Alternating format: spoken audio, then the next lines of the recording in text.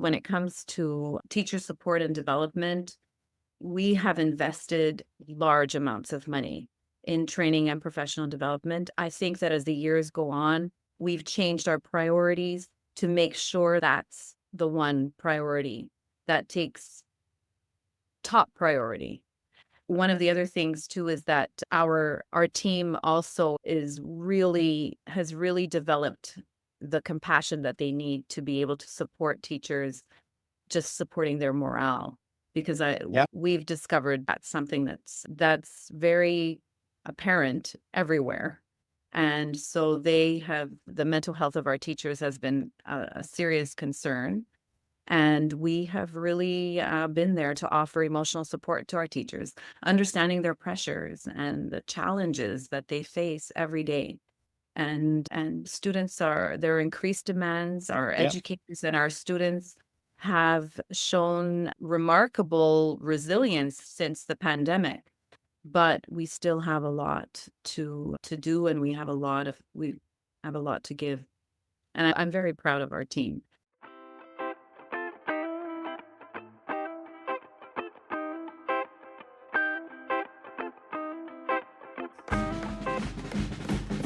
This week we head east again to the wonderful province of Quebec, diverse and really offers, I think, some of the most unique experiences, both as probably people that live there, but also for those of us who get a chance to visit once in a while.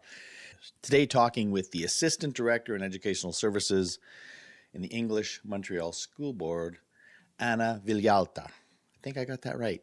We practiced that pronunciation. And as you can tell there, another Italian. I'm building up my Italian guests and really also continuing to dive into Italian culture. We had some good discussion about that as well.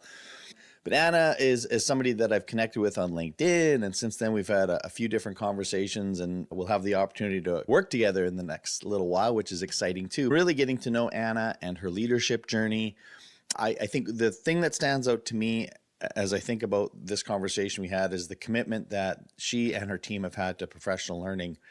And that is honestly not something that I think we are doing a really good job with here in Canada. And it's obviously for many reasons. We have a teacher shortage. It's very difficult to bring in substitute teachers.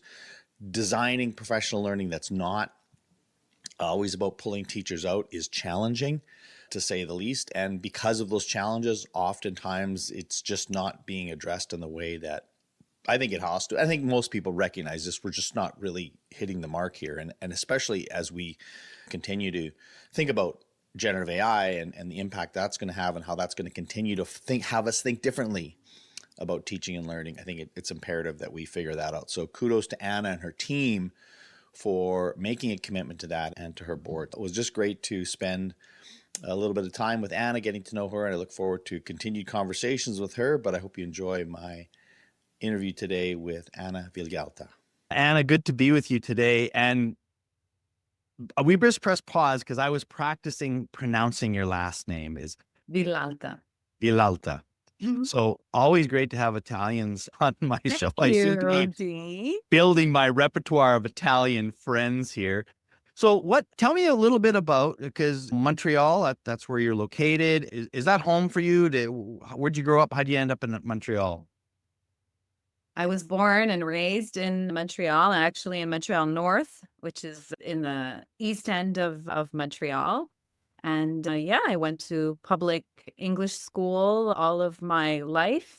I had eligibility, as we call it, because we need eligibility to go to English school in Quebec. And yeah, Montreal is a great city. I love It it. is. Mhm. And so one of the things that's always fascinated me about the province of Quebec, and you could maybe share more, is and I don't know how to frame it because you would have your own perspective, the challenges that are faced with sort of English school boards in Quebec versus Francophone. And so like, how do those two sort of place entities live and get along together? Because you are not, unlike myself, in English part of the rest of Canada. French is the minority. Well, you as an Anglophone are in the minority. So how does that, just maybe share a little bit about the culture and the dynamics of those two communities, even with regards to the education side of things? So I'd say in the education aspect, we have our own school boards that are English boards, and we run and we control our own boards. Actually, that's one of the struggles that we're having right now with the Quebec government, because they're trying to just fuse us together with all of the centres de service that they have in the French sector. But I think that we have a very unique community in the Anglophone community. We stand strong and stand together. We stand specifically to protect and to safeguard the Anglophone rights that we have within our province. As far as our collaboration with our French partners, I think we have an upper hand. I think as Anglophones, we're bilingual. We strive to continue to encourage our students to all be fully bilingual, to be able to immerse themselves in Quebec culture. And we collaborate with them, and we speak French and we speak English, and we just enjoy being Quebecois, just like we enjoy being Anglophone. The other thing that's sort of part of your portfolio, we've talked about this again off camera, is your role with CASA. And so you have, maybe more than others, a little bit of a broader perspective of Canadian education. So how, just in broad general terms, I'm always curious, how would you say Quebec education similar, and especially the differences, how might it differ from other provinces in terms of the way education run? So Quebec is very particular when it comes to education, and especially the fact that we're like a smaller community within the province of education.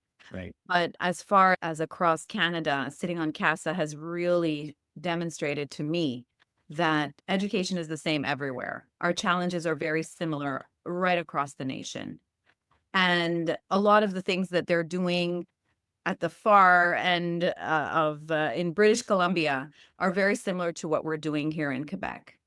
Yes, there are political policies and politics that are different that drive some of the curriculum that we offer our students, but in the end, our students, they are just going through the same struggles that we're going through here in Quebec. And CASA really gives us an opportunity to have a strong national voice in education. It provides us with those resources and the networking and partnerships that we need to demonstrate that there aren't really any divisions between provinces, that we're really in this together and doing this to strengthen our leadership in public education on a very large front. I would say that there isn't very much difference across the nation. There are just very maybe little. Yeah. No, I Right. thank you for that perspective. And it's one that I shared in my journey, being able to work across the country, is people. It's interesting always to tease out the nuanced differences, but in the end, the majority of the work we do is very similar. And I think it speaks to Canada as a country in the fact that we don't have huge disparities from province to province, right? Like it's quite equitable in that sense, especially compared to our neighbors in the south, where there's a way greater variance in terms of whether it's funding or just opportunities. But I think in Canada in general, we're more equitable. And for our Anglophone community, it's really important that we do have this connection across Canada, because those communities are Anglophone just like us. And Right. so we need to be able to connect to those leaders and be able to then identify some of those national problems of practice specifically, and be able to navigate through them and learn more from each other. It's a little bit more difficult when we're working with our French counterparts. Right. And it's interesting because I think within our own circle, we see often that as an Anglophone community, we share a lot of or we're at a level, should I say, of our practices are at a level very similar to those of our American counterparts. And in our French sector in Quebec, they're not at the same pace that we're going at. Right. Yeah. And I think it has a lot to do with language. Yeah, for sure. Tell me now specifically about the role you have now, and what's day to day? What is your sort of day to day focus? I know you're in a job, any kind of leadership job is very diverse, but just maybe share a little bit about the role you have now and what your days are like. So I work as the assistant director in educational services at the English Montreal School Board. And day to day, I work with a team of consultants, educational consultants, who provide support and training based on research based, evidence based practices.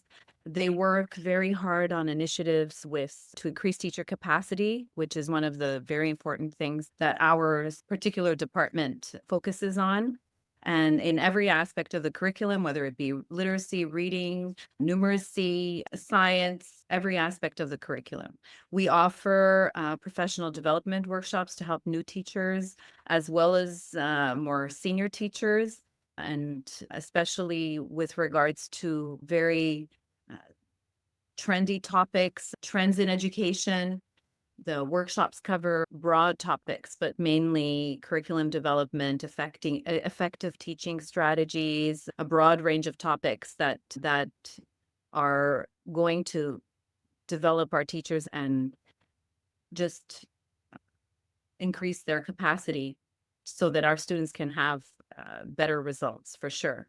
So our consultants also provide one-on-one coaching. They go into classrooms and provide classroom observations and collaborative planning sessions.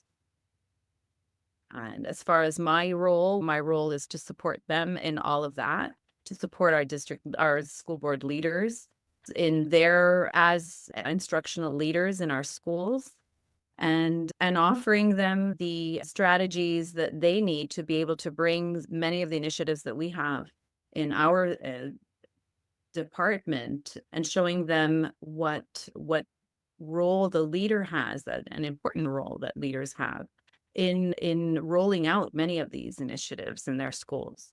And I have to say, I'm really honored to be part of this very dedicated team, because our team, I believe, is one of the most important teams in our school board.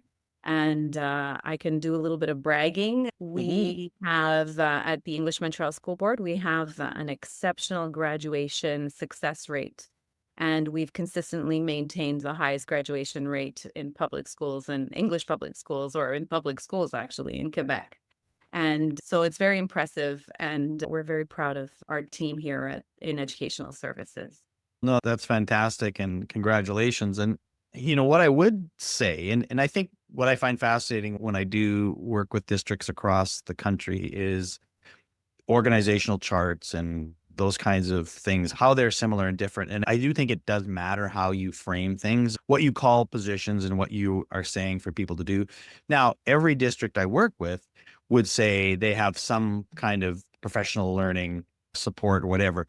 But what you're describing, Anna, is something I think very intentional around that idea that I don't think exists everywhere across the country. So I think kudos to English Montreal School Board for identifying teacher capacity and supports and professional learning as a priority. And because I honestly think there are gaps in that across the country, that there are certain places where professional learning has just, again, there's a limited amount of money, right? We only have so much money. So choices have to be made, but the choice to invest in teachers in terms of professional learning, I think, is one that I would advocate for it. And so I don't know if you do that kind of comparison to think, again, you're obviously very proud of the work you do, but like the investment that you have, I know my experience, I don't think is equal in other parts of the country.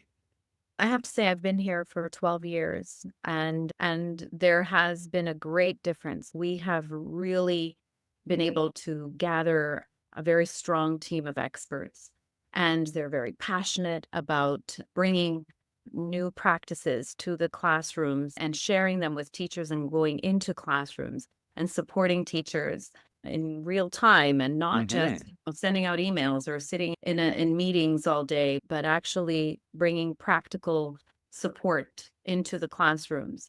And that has really helped our teachers to thrive.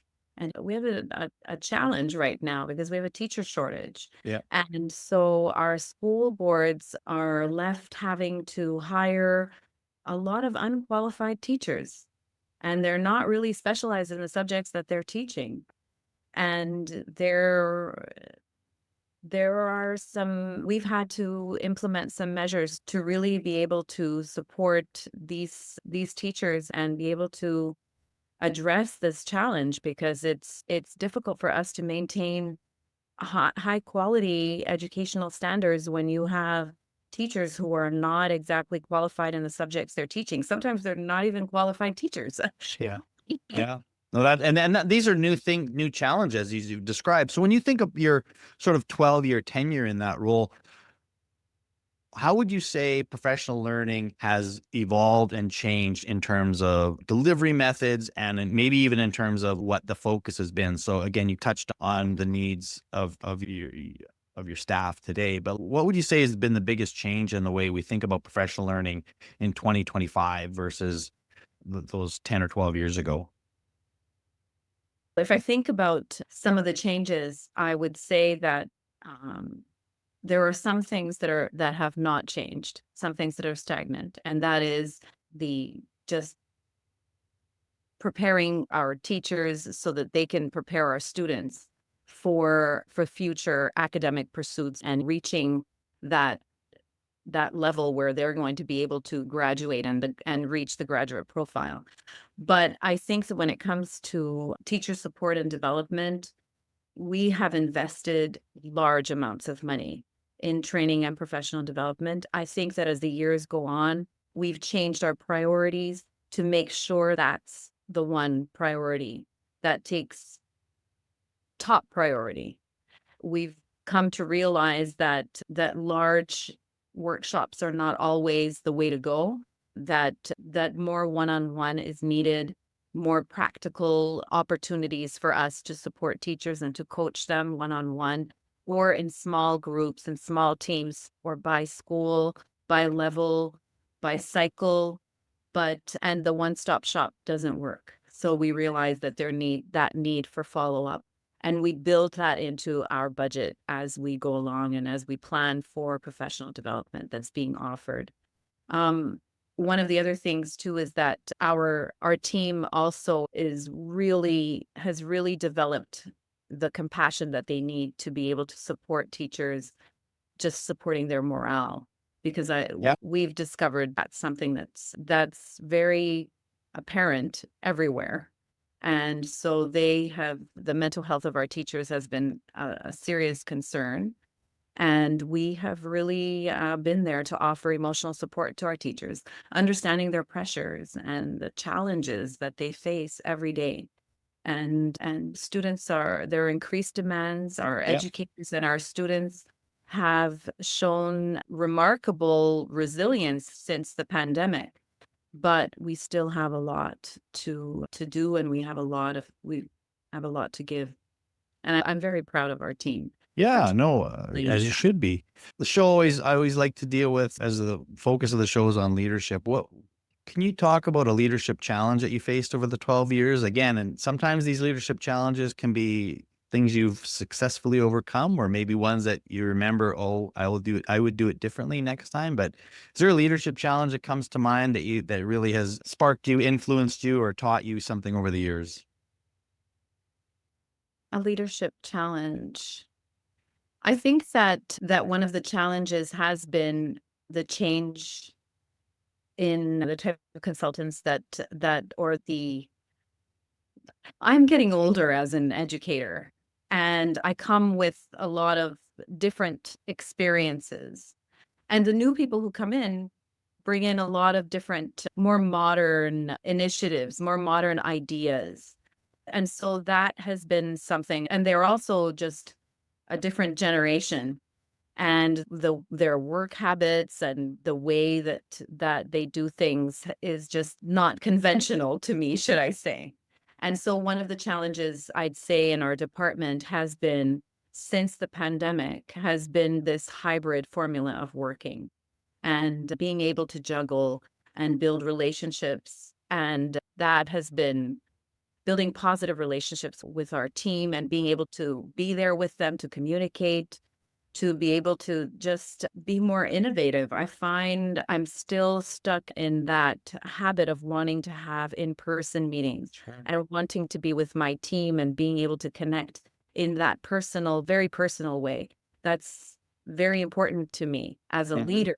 I think it's something that I feel is a challenge just because that's one of my priorities. That's one of my strengths, and it's my priorities. And I think you raise such an important point and challenge for all of us, because again, we all utilize these kind of technologies in ways that can accommodate time and space and reduce travel and all of that things. And yet I think I keep thinking about the value of how do we elevate the value of being in person, because there's no doubt about it that sitting down with somebody for a coffee, and again, never mind the content, just the actual physical act of being in a room together can help escalate and advance a relationship and build greater trust even. And so how do we balance the need to get things done, meet under whatever circumstances, and yet know that when we are together, that's really, I think it's sacred time, right? Really.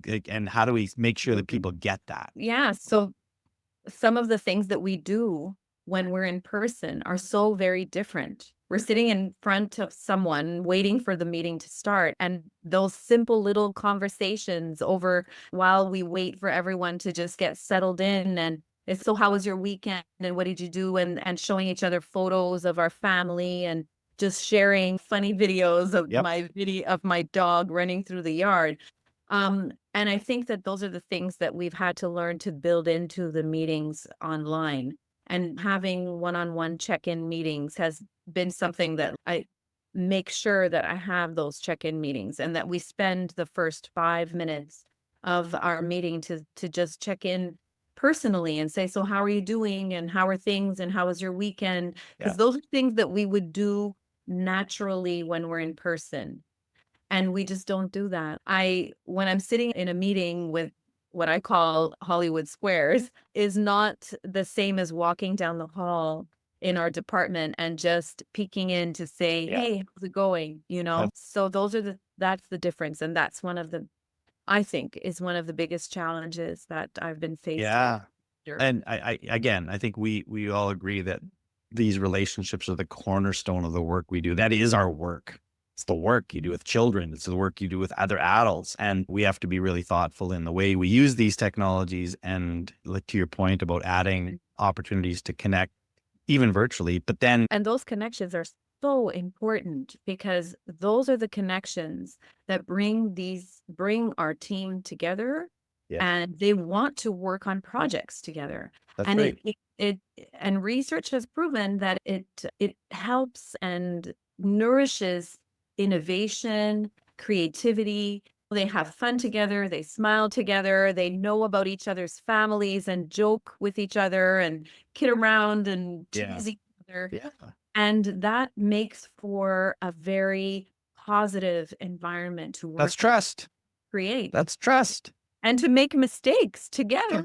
Laugh at one another. Exactly. Yeah. So what advice would you give to, listen, you say you're older, you don't look older to me, but that's perspective. But at the same time, you've acknowledged the fact that you've been in this game for a while. When you think about young people coming up in the profession, and maybe somebody that's 25 years old that you look at, or they come to you saying, hey, I'm interested in educational leadership, I'd like to pursue that. What advice do you give that 25-year-old young teacher who's thinking, maybe I'd like to do what you do one day? What advice would you give them?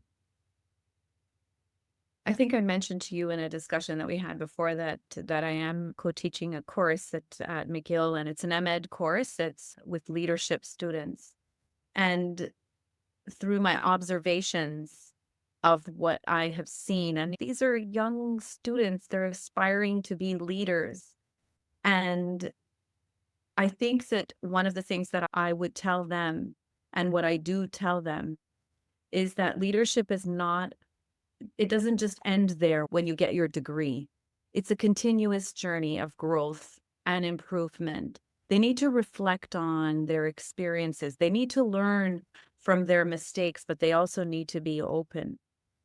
They need to be humble, but they never need to stop learning.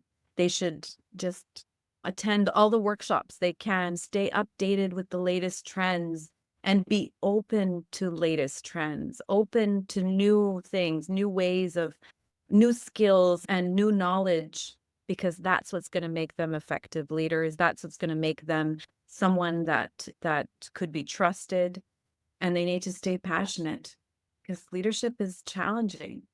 And staying passionate about your work and being resilient when there are challenges and obstacles that are going to be coming at you from every direction, that's going to be a challenge. But you Yes. need enthusiasm and determination. I think those are some of the ways that they're just going to be able to overcome those challenges, and maybe a mentor to Yeah. guide through That's right. Yeah. If not all this. leadership journey. Yeah. And education can be sometimes a lonely experience. You start in a classroom where you're by yourself all day long, and you can quickly get into the feeling of that's the way it always is. And I think you have to make an effort to get outside of that and build those mentors and connections. Yeah. And it's not just about a position and holding a position of authority. And unfortunately, that's sometimes what the mindset that some of the teachers come in with. And I think that it's more than that, and they need to remember that it's really about making a positive impact and inspiring other people to be their best, inspiring people on their team and encouraging them to grow. That's what leadership is. And it's a tough job. That's tough. That is. So that is a good transition into this kind of my last question of before we get into a couple of quick ones to wrap up. But when you think about who has inspired you over the years, I'd like you to think of name one educator that you're just grateful for. So it could be, somebody who was a mentor, it could be a coworker, whatever. And if possible, maybe they could listen to this and hear a little shout out to them. So can you give me, I know again, it's lots of people, but can you give me one person? I've had many coworkers that have been instrumental in my growth as a leader. And most of the time they were not leaders. And they were teachers, they were friends that I made along the way. But you did mention and asked me to think about this. And when I thought about who was, maybe a person in education, a hero that I look up to. And one person that I felt inspired has always inspired me. And some of the choices that I've made in education and some of the direction that I've taken. And you might think it's silly, but it's Malala. And her commitment to advocating for girls' education was always something that was incredibly inspiring to me. I'm sure you know who Malala is, and despite receiving death threats, she survived an assassination attempt. She continued her advocacy, and she fought for the rights of girls worldwide. And this really resonated with me because as I grew up, I think I mentioned it to you that I grew up as a child of immigrant parents, and my father was an Italian immigrant and always encouraged me to pursue higher education and to have a really sound, a really strong academic foundation. I think when he saw that I was doing well as a young child, he just always encouraged me. He was so determined that I complete my degrees, that I secure a good salary to support myself independently. And he just wanted to be sure that I would never have to rely on anyone else for my well-being. And for me, he came from a very traditional background where women were not encouraged to pursue education, but rather to serve their husbands and serve their families. But yet my father's perspective was so different with me, and his passion for pushing me to become educated was impressive for a man that was raised in such a stereotypically male dominated environment. And he believed in me as a woman and gave me that strength and courage to be a leader and an advocate for young girls. I love the dichotomy of those two heroes, right? Your dad and then Malal, like almost two ends of the spectrum, having a similar kind of, You made me think about the hero, and then yeah, I realized that was why it was in reflecting, right. I realized that that was why I really am inspired by Malala, because I have been inspired by my father's legacy. He's the one who encouraged me to be who I am and Yeah. where I am. And I've shared with you and others, people know that my dad is still around at 92 and I still learn from him, and their experience and wisdom, I think is important. And again, even as we are always looking for new and innovative and all of those things, which are important too, I think it's so important to be able to reflect and have people who have experience and perspectives that maybe we don't have. Right. And so I think that's what a testament. So thank you for both of those. Thank you for Thank both of you. those. All right. 3 quick questions to wrap up our time. First one is, what are you reading or listening to from more of a professional learning side of things? I don't do very much reading of fiction because I'm deeply immersed in my doctoral studies. And so I'm working on my lit review now, preparing for my comp exams. So my research focus is on decolonizing leadership practices. And so the readings are really just focused on equity focused, inclusive leadership practices, particularly for marginalized communities. If you ask me something that I am listening to, actually, I listen to this podcast a lot, but I also recently started listening to a podcast called Teaching While White, which I is really interesting to me. It's a podcast that explores issues of race and equity in education, but also provides very valuable perspective to me on how to create more inclusive learning environments, and also exposes me to the perspective of non-whites, Yeah. which is important for me because it opens my mind and really feeds into the research that I'm doing. Cool. We can check that one out as a podcast. So when you're not studying for your doctorate, you're not teaching, you're not doing all the things you're doing, do you ever get time to binge watch or just have something like that's just a little bit of a getaway and you need a little break from all the hard work? What do you got?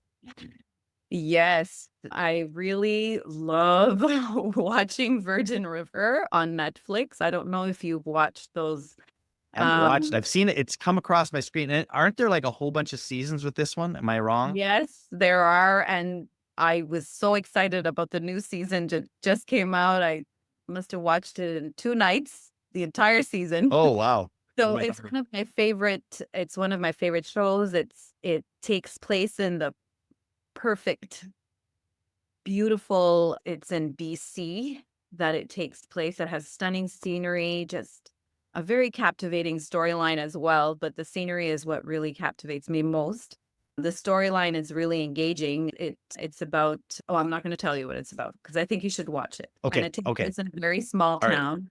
It's really something. There's love and drama. Got it It's all. yeah, it's therapeutic, Okay. and that's a great viewing experience.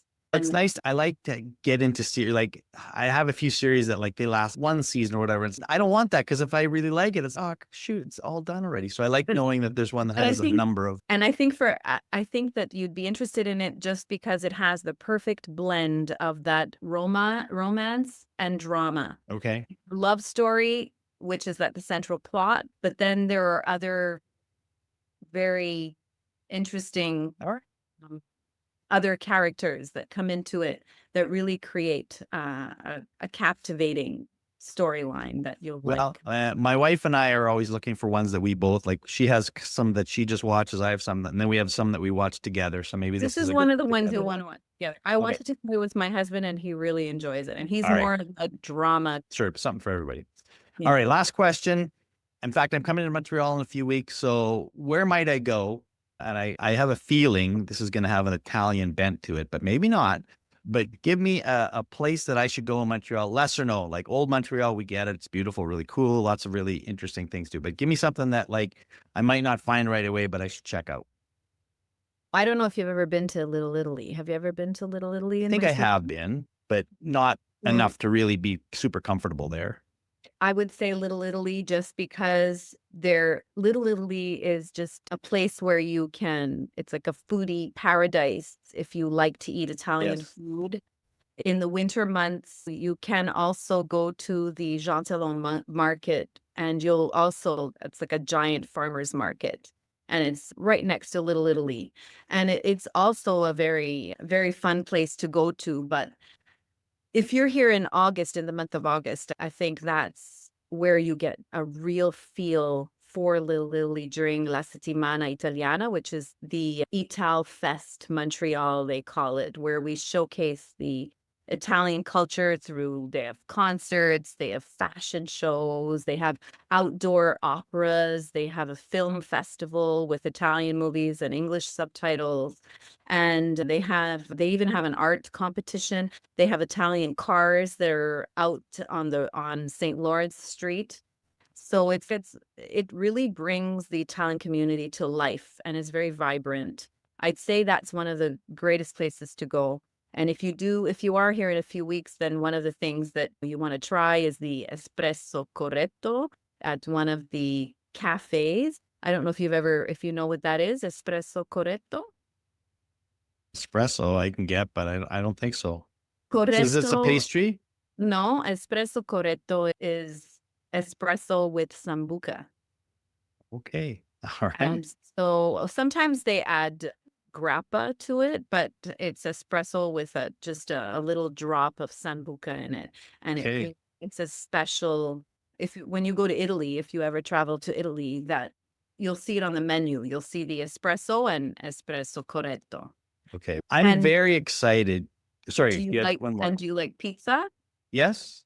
Or who But doesn't? we also have Pizzeria Napolitana, which is on Dante Street in Little Italy, which you need to visit Okay. so that I you need can to have visit. some of All the right. best All right. pizza in Montreal. All right. Yeah. The first time I was in Montreal, I was like, you got to go to Schwartz's and do the Jewish delis, which is great. Yeah. But now I'm need to maybe branch out and do the Italian stuff. I'm also very excited to hear about this little rivalry between Montreal and Toronto's Italian communities. I'm very excited. I'm very excited to know that and to feed my Toronto Italian friends about this because I'm very excited about this. So thank you So, for yeah. illuminating me on that. So listen, Anna, this was great. So appreciate your time. And as we said before, we talked for about an hour before we hit record. We had a really good conversation too. Maybe we'll continue this conversation another time. And again, you mentioned CASA, you're involved with that. Yes. And I've been able to participate in a number of times. I think it's an amazing organization. So just one last time before we go, give people a plug as to why they should go to CASA and when and where it is. So this summer, we are planning the summer conference on July 3rd, 4th, and 5th, and it's taking place in Newfoundland. Our conference title this year is Waves of Innovation, Riding the Tide of Educational Leadership. And we all know that there are many waves of innovative trends that are coming in, specifically AI. And so you don't want to miss our conference in Newfoundland. And Newfoundland is just a Beautiful place. So to visit in July and maybe extend your holiday and take a little that's right. holiday Yeah. and go to the conference and enjoy the small community of St. John. Sounds like a plan. I encourage all of our Canadian leaders to think about that. Thanks again, Anna, and I hope we talk soon. Yes, thank you. Thank you for having me on your show, Dean. It was very nice.